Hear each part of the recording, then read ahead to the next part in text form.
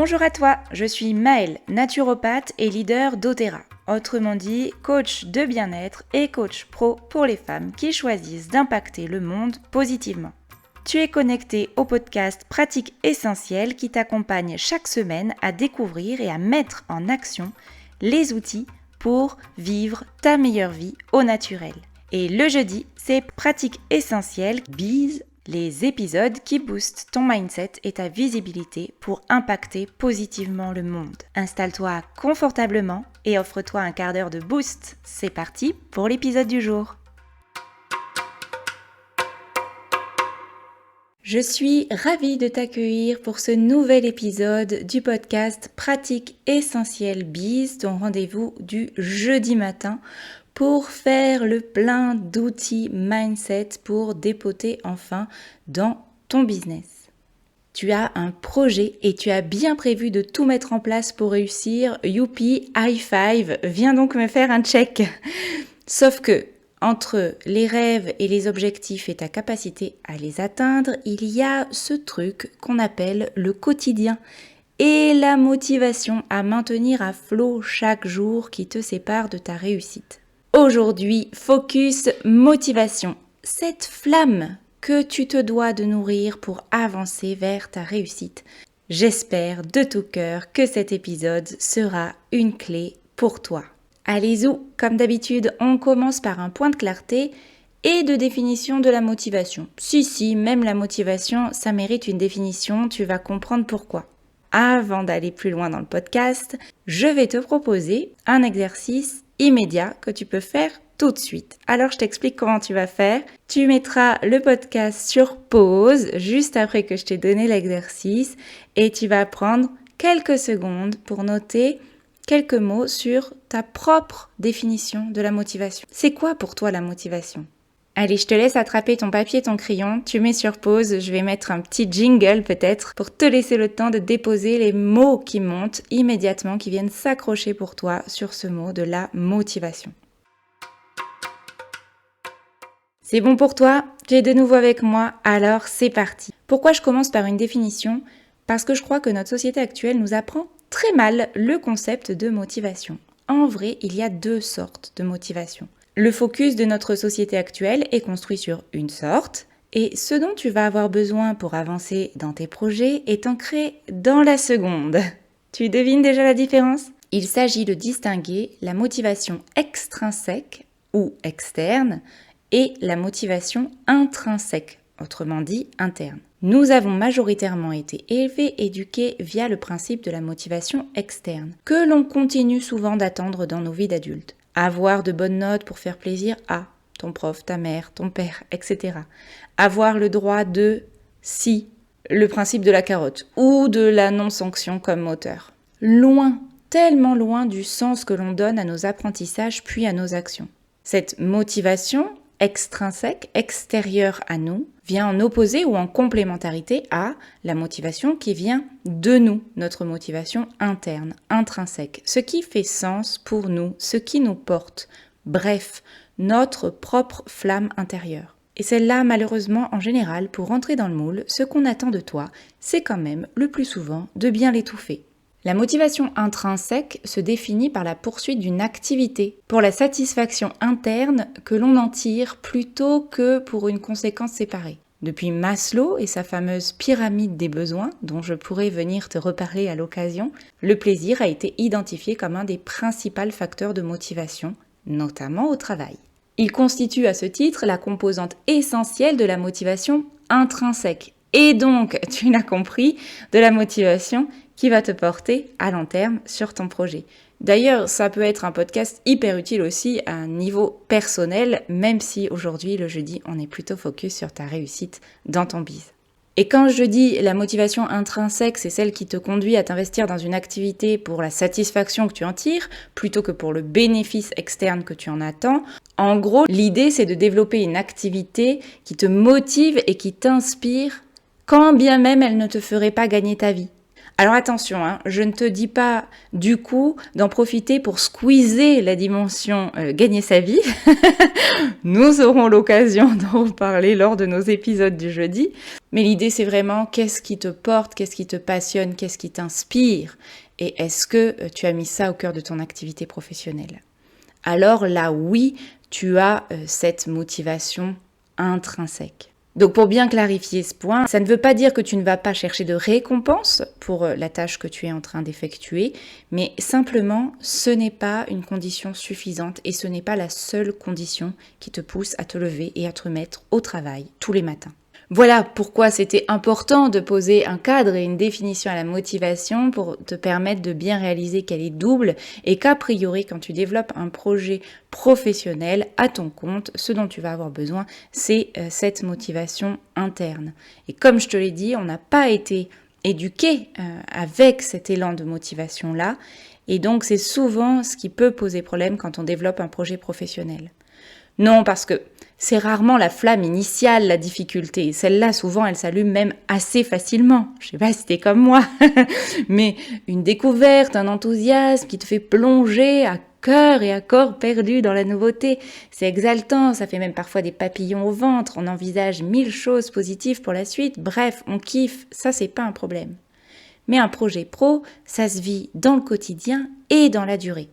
Et tu le sais peut-être déjà, mais ce n'est jamais une belle ligne droite qui grimpe vers les sommets en toute facilité et simplicité. J'ai une bonne nouvelle pour toi.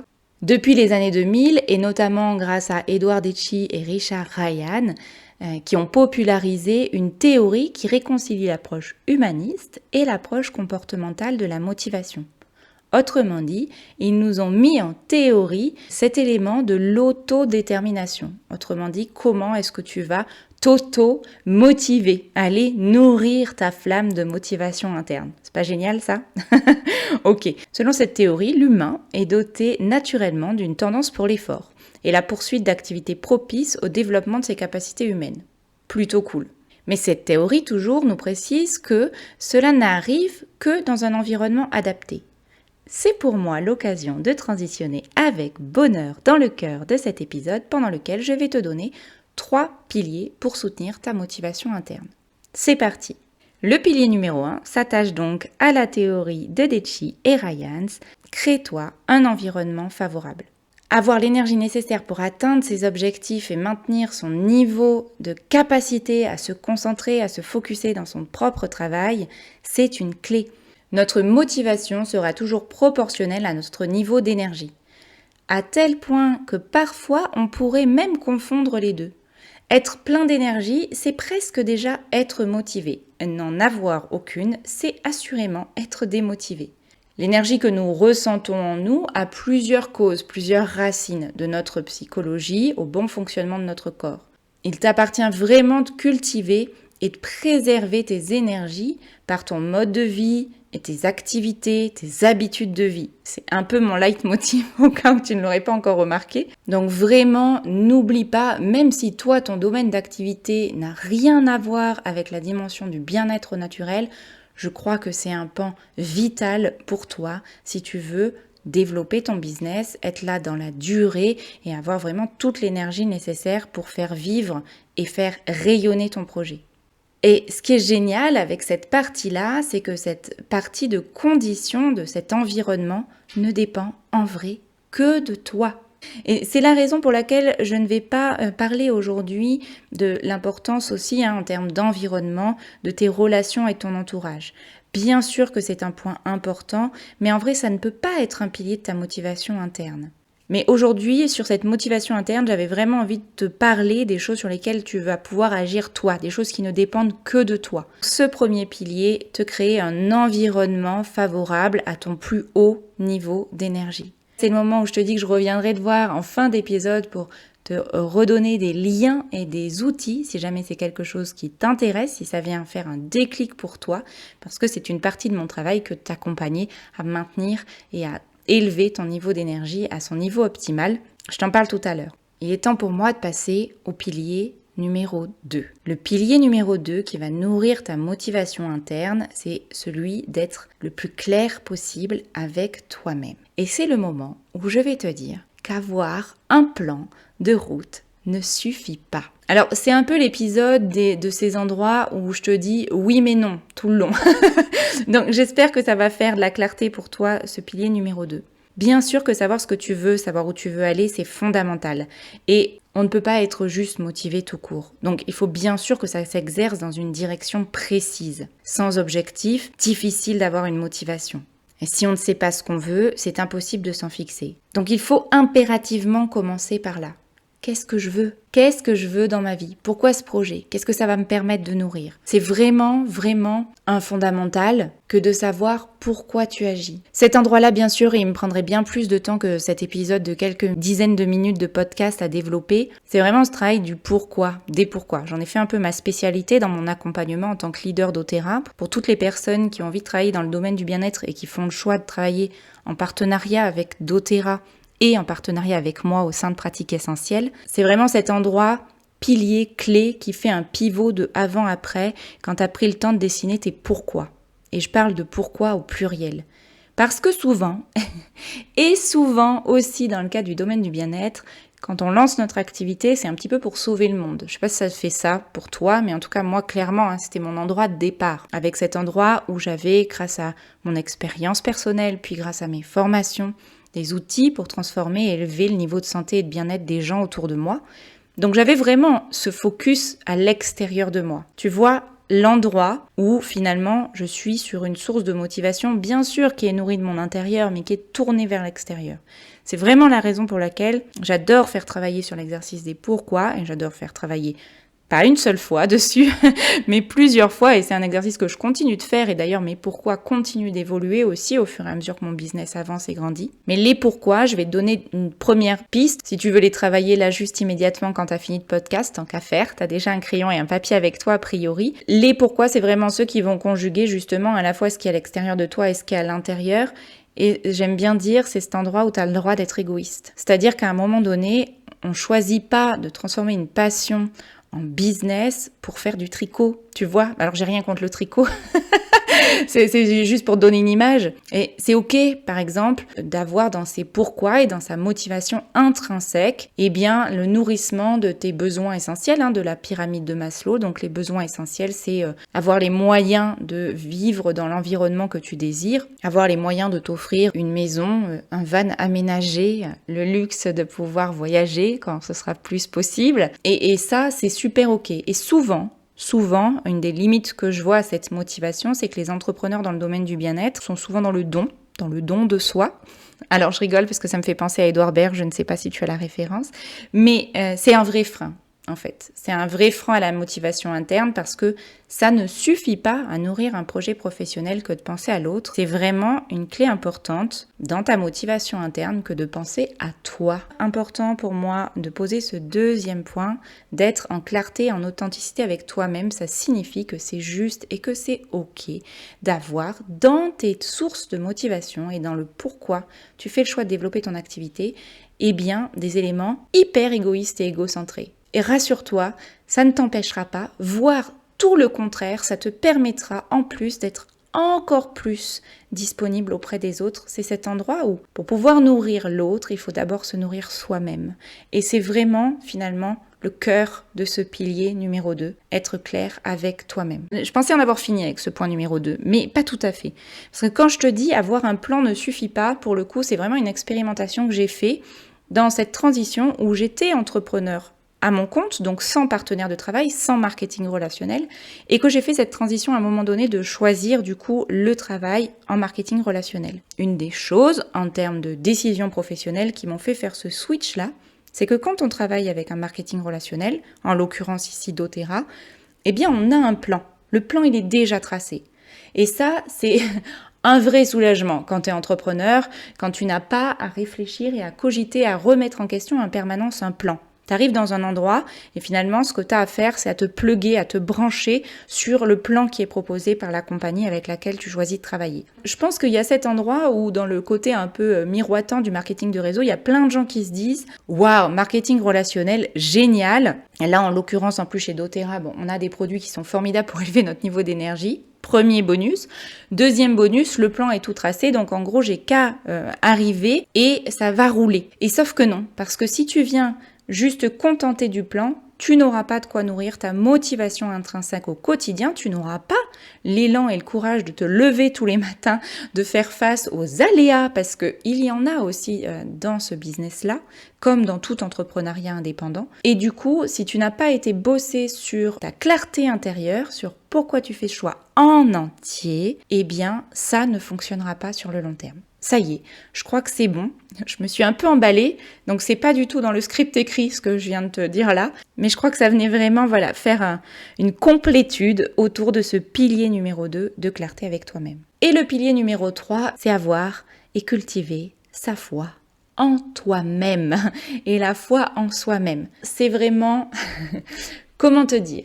En vrai, quand on développe une activité en tant qu'indépendant, il y a plein de personnes qui ont la cible, c'est-à-dire elle est peut-être pas toujours parfaite, mais en gros ils savent quand même où ils veulent aller, ils ont l'énergie, mais ils n'accomplissent finalement jamais rien parce que au final, ces personnes ne croient pas vraiment que c'est possible pour elles. Ton système de croyance doit être cohérent avec ce que tu veux, et souvent ça bloque. Mais ce qui est génial, c'est que ton cerveau, il est malléable. Toute ta vie, tu as des nouveaux circuits neuronaux qui peuvent se construire, toute ta vie, tu peux vraiment faire évoluer ton système de croyance à condition de prendre conscience qu'à l'instant T, ton système de croyance peut-être te bloque. Parce qu'en vrai, la plupart du temps, c'est justement au moment où un objectif un peu audacieux vient t'inspirer que, au fond de toi, il y a ces petites voix qui viennent te susurrer à l'oreille que c'est pas vraiment possible pour toi. C'est au moment où tu donnes l'info à ton cerveau de j'aimerais bien aller là-bas qu'il va mettre en place le plus de résistance possible. Donc c'est clairement un pilier fondamental pour toi que d'avoir conscience de ça,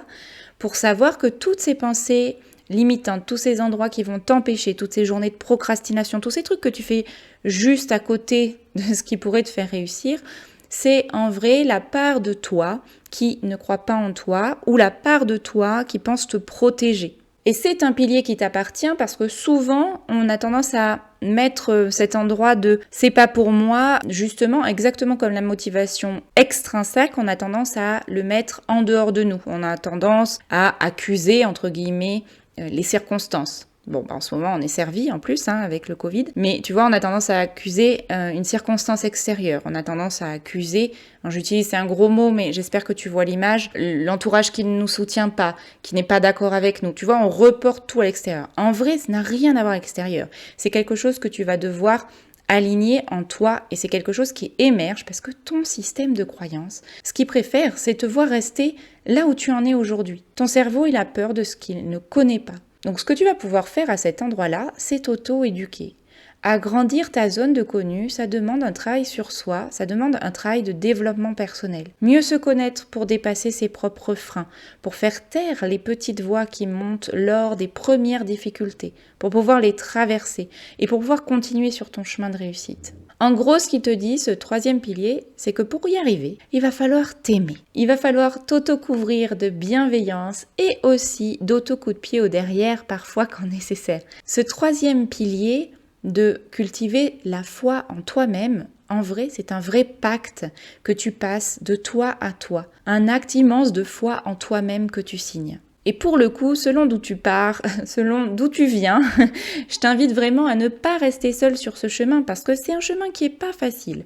Lis, écoute, regarde, nourris ta foi.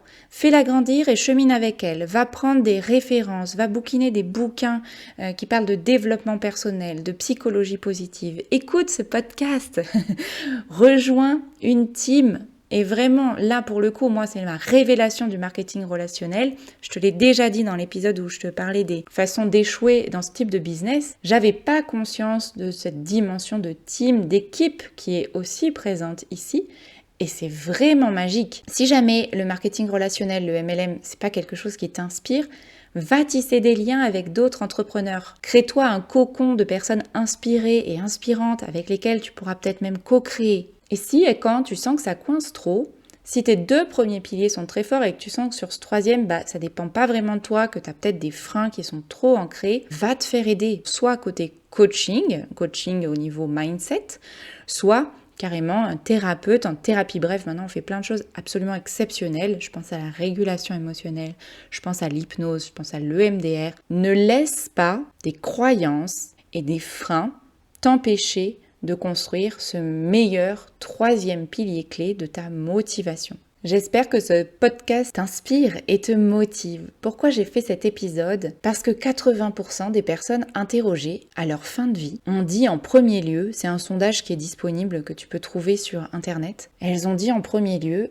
j'aurais aimé avoir le courage de vivre ma vie comme bon me semblait et non comme les autres voulaient qu'elle soit. Et donc, être motivé, c'est être prêt et être prête à vivre ta vie sur mesure. Ou est-ce que tu veux juste passer ta vie à regarder tes possibles au loin, ou est-ce que tu veux mettre les 2 pieds dedans, les 2 mains dans le cambouis et te donner la chance d'y arriver ? J'ai fait le choix numéro 2, celui d'aller mettre mes mains dans le cambouis il y a quelques années, et je vais te le dire, le chemin n'est pas tous les jours facile. Mais, et c'est vraiment un mais qui change une vie, quel bonheur de se donner les moyens de vivre ses rêves. Moi, ça m'a motivée de faire cet épisode. Et pour conclure cet épisode sur la motivation, je vais te dire qu'il n'y a pas une recette unique et magique de la motivation interne. En vrai, elle évolue et elle se transforme au fil du chemin. Ce qui me tenait le plus à cœur au début, c'était, comme je te l'ai dit tout à l'heure, vraiment de transmettre ce qui avait révolutionné la santé de mon fils. On peut difficilement vivre ce genre d'expérience sans avoir envie de la partager au monde. Et puis j'avais envie aussi de vivre de ma passion. Aujourd'hui, mes ambitions sont plus grandes. Ma motivation du quotidien se nourrit du fait que tout ce que je fais impacte au moins des centaines de personnes. Et l'endroit où je suis aujourd'hui, qui est je vis désormais de mon activité, ça me donne la motivation et l'élan de voir plus grand. Je veux être la référence française en mindset, business, éthique et puissant. Je veux construire une richesse suffisamment grande pour impacter le monde positivement. Et cette motivation-là, c'était pas la mienne exactement il y a 5-6 ans. C'était pas la mienne non plus il y a 2-3 ans. Donc ta motivation, c'est un rendez-vous aussi que tu t'offres avec toi-même. Donc ce podcast, tu l'enregistres, tu le partages autour de toi s'il y a des gens que ça peut motiver et inspirer. Et surtout, tu te mets une petite alerte et tu reviendras l'écouter dans 6 mois. Parce que peut-être qu'il te permettra de voir un autre niveau de ta motivation. Parce que notre motivation, elle évolue et elle grandit avec nous. Comme toujours, à la fin de cet épisode, je viens de donner des outils complémentaires. Parce que tous les sujets que je développe ici, bien sûr, ils demanderaient bien plus de temps que la durée de ces épisodes. Si jamais tu sens que le premier pilier de la motivation, à savoir du coup d'élever ton niveau d'énergie, c'est un point sur lequel aujourd'hui tu n'as pas encore assez d'outils, eh bien écoute, j'ai des outils pour toi, donc je t'invite à aller voir autour de l'épisode du podcast. Il y a le programme des habitudes de vie 2021 qui est accessible gratuitement pour toi. N'hésite pas à le télécharger, ça t'aidera vraiment et ça t'inspirera à mettre en place tes meilleures routines, rituels, habitudes de vie pour maintenir et élever ton meilleur niveau d'énergie, pour nourrir ce premier pilier de motivation. Pour les 2 autres piliers de motivation, ce que je t'invite à faire dans un premier temps, c'est de rester connecté à ce podcast qui viendra te donner tous les jeudis des meilleurs outils. J'ai des petites choses en préparation pour toi qui devraient arriver courant mai. Donc surtout, n'hésite pas à rester abonné, à suivre mon contenu, à t'inscrire à ma newsletter. Je t'en mets le lien d'inscription autour du podcast. Au plaisir de te retrouver lundi matin pour notre épisode Naturo Bien-être ou jeudi prochain pour continuer à parler mindset et business ensemble. Je te souhaite une excellente journée et je te dis à très vite.